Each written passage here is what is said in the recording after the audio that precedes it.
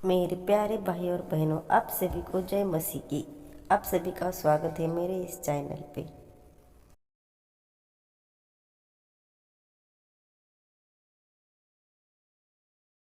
योहन अध्याय 11। लाजरोस नामक व्यक्ति बीमार था, जो मरियम तथा उसकी बहन मार्था के गांव बैथनिया का निवासी था। यह वही मरियम थी जिसने कीमती और शुद्ध सुगंध द्रव्य से मसीह यीशु के चरणों को मलकर उन्हें अपने केशों से पोंछा था। उसी का भाई लाजरोस अस्वस्थ था। इसलिए बहनों ने मसीह यीशु को संदेश भेजा, प्रभु, आपका प्रिय लाजरोस बीमार है। यह सुनकर मसीह यीशु ने कहा, यह बीमारी मृत्यु की नहीं, परंतु परमेश्वर की महिमा का साधन बनेगी, जिससे परमेश्वर का पुत्र महिमित हो। मार्था, मरियम और लाजरोस मसीह यीशु के प्रियजन थे। उसकी बीमारी के विषय में मालूम होने पर भी मसीह यीशु वहीं 2 दिन और ठहरे रहे जहां वह थे। इसके बाद उन्होंने अपने शिष्यों से कहा, चलो हम दोबारा यहूदिया चलें। शिष्यों ने उनसे प्रश्न किया, रब्बी, अभी तो यहूदी पथराव द्वारा आपकी हत्या करना चाह रहे थे, फिर भी आप वहां जाना चाहते हैं? मसीह यीशु ने उत्तर दिया, क्या दिन में प्रकाश के 12 घंटे नहीं होते? यदि कोई दिन में चले तो वह ठोकर नहीं खाता, क्योंकि वह संसार की ज्योति को देखता है। किंतु यदि कोई रात में चले तो ठोकर खाता है, क्योंकि उसमें ज्योति नहीं। इसके बाद मसीह यीशु ने उनसे कहा, हमारा मित्र लाजरोस सो गया है, मैं जा रहा हूं कि उसे नींद से जगाऊं। तब शिष्यों ने उनसे कहा, प्रभु, यदि वह मात्र सो गया है तो स्वस्थ हो जाएगा। मसीह यीशु ने तो उसकी मृत्यु के विषय में कहा था, किंतु शिष्य समझे कि वह नींद के विषय में कह रहे थे। इस पर मसीह यीशु ने उनसे स्पष्ट शब्दों में कहा, लाजरोस की मृत्यु हो चुकी है। यह तुम्हारे ही हित में है कि मैं वहां नहीं था, कि तुम विश्वास करो। आओ, अब हम उसके पास चलें। तब थोमोस ने, जिनका उपनाम दिदुमोस था, अपने साथी शिष्यों से कहा, आओ, इनके साथ हम भी मरने चलें। वहां पहुंचकर मसीह यीशु को मालूम हुआ कि लाजरोस को कंदरा कब्र में रखे हुए 4 दिन हो चुके हैं। बैथनिया नगर यरूशलेम के पास लगभग 3 किलोमीटर की दूरी पर था। अनेक यहूदी मार्था और मरियम के पास उनके भाई की मृत्यु पर शांति देने आ गए थे। जैसे ही मार्था को मसीह यीशु के नगर के पास होने की सूचना मिली, वह उनसे मिलने चली गई, किंतु मरियम घर में ही रही।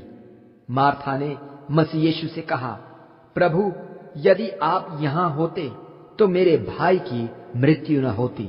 फिर भी मैं जानती हूं कि अब भी आप परमेश्वर से जो कुछ मांगेंगे वह आपको देंगे।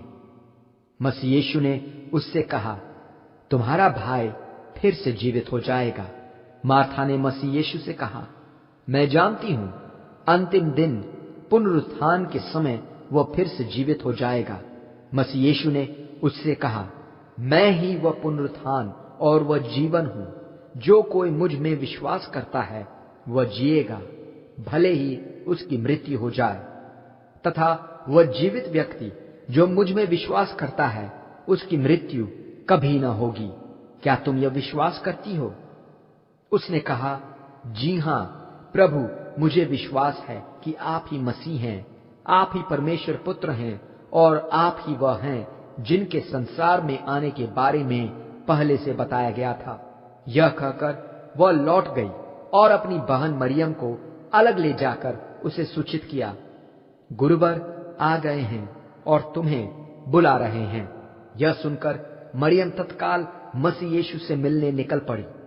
मसीह यीशु ने अब तक नगर में प्रवेश नहीं किया था। वह वहीं थे जहां मार्था ने उनसे भेंट की थी। जब वहां शांति देने आए यहूदियों ने मरियम को एकाएक उठकर बाहर जाते हुए देखा, तो वे भी उसके पीछे पीछे यह समझकर चले गए कि वह कब्र पर रोने के लिए जा रही है। मसीह यीशु के पास पहुंच मरियम उनके चरणों में गिर पड़ी और कहने लगी, प्रभु, यदि आप यहां होते तो मेरे भाई की मृत्यु न होती। मसीह यीशु ने उसे और उसके साथ आए यहूदियों को रोते हुए देखा तो उनका हृदय व्याकुल हो उठा। उन्होंने उदास शब्द में पूछा, तुमने उसे कहां रखा है? उन्होंने उनसे कहा, आइए प्रभु, देख लीजिए। मसीह यीशु के आंसू बहने लगे। यह देख यहूदी कहने लगे, देखो, वह इन्हें कितना प्रिय था। परंतु उनमें से कुछ ने कहा, क्या यह जिन्होंने अंधे को आंखों की रोशनी दी इस व्यक्ति को मृत्यु से बचा न सकते थे? दोबारा बहुत उदास हो मसीह यीशु कब्र पर आए, जो वस्तुतः एक कंदरा थी, जिसके प्रवेश द्वार पर एक पत्थर रखा हुआ था। मसीह यीशु ने वह पत्थर हटाने को कहा। मृतक की बहन मार्था ने आपत्ति प्रकट करते हुए उनसे कहा, प्रभु, उसे मरे हुए 4 दिन हो चुके हैं, अब तो उसमें से दुर्गंध आ रही होगी। मसीह यीशु ने उससे कहा, क्या मैंने तुमसे नहीं कहा था कि यदि तुम विश्वास करोगी तो परमेश्वर की महिमा को देखोगी? इसलिए उन्होंने पत्थर हटा दिया। मसीह यीशु ने अपनी आंखें ऊपर उठाई और कहा, पिता, मैं आपका धन्यवाद करता हूं कि आपने मेरी सुन ली। मैं जानता हूं कि आप हमेशा मेरी सुनते हैं, किंतु यहां उपस्थित भीड़ के कारण मैंने ऐसा कहा है कि वे सब विश्वास करें कि आपने ही मुझे भेजा है। तब उन्होंने ऊंचे शब्द में पुकारा, लाजरोस, बाहर आ जाओ। वह जो 4 दिन से मरा हुआ था बाहर आ गया। उसका सारा शरीर पट्टियों में और उसका मुख कपड़े में लिपटा हुआ था। मसीह यीशु ने उनसे कहा, इसे खोल दो और जाने दो। यह देख मरियम के पास आए यहूदियों में से अनेकों ने मसीह यीशु में विश्वास किया, परंतु कुछ ने फरीसियों को जा बताया कि मसीह यीशु ने क्या क्या किया था। तब प्रधान पुरोहितों और फरीसियों ने महासभा बुलाई और कहा, हम इस व्यक्ति के विषय में क्या कर रहे हैं? यह अद्भुत चिन्हों पर चिन्ह दिखा रहा है। यदि हम इसे ये सब यूं ही करते रहने दें तो सभी इसमें विश्वास करने लगेंगे और रोमी हमसे हमारे अधिकार व राष्ट्र दोनों ही छीन लेंगे। तब सभा में उपस्थित उस वर्ष के महायाजक कयाफस ने कहा, आप न तो कुछ जानते हैं और न ही यह समझते हैं कि आपका हित इसी में है कि सारे राष्ट्र के विनाश की बजाय मात्र एक व्यक्ति राष्ट्र के हित में प्राणों का त्याग करे।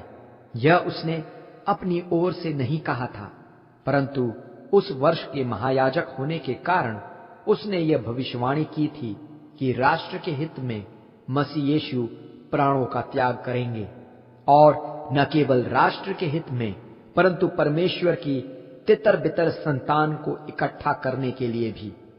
उस दिन से वे सब एकजुट होकर उनकी हत्या की योजना बनाने लगे। इसलिए मसीह यीशु ने यहूदियों के मध्य सार्वजनिक रूप से घूमना बंद कर दिया। वहां से वह जंगल के पास अपने शिष्यों के साथ एफ्राइम नामक नगर में जाकर रहने लगे। यहूदियों का फसह पर्व पास था। आसपास से अनेक लोग यरूशलेम गए कि फसह में सम्मिलित होने के लिए स्वयं को सांस्कारिक रूप से शुद्ध करें। वे मसीह यीशु की खोज में थे और मंदिर परिसर में खड़े हुए एक दूसरे से पूछ रहे थे, तुम्हारा क्या विचार है? वह पर्व में आएगा या नहीं? प्रधान पुरोहितों और फरीसियों ने मसीह यीशु को बंदी बनाने के उद्देश्य से आज्ञा दे रखी थी कि जिस किसी को उनकी जानकारी हो वह उन्हें तुरंत सूचित करे।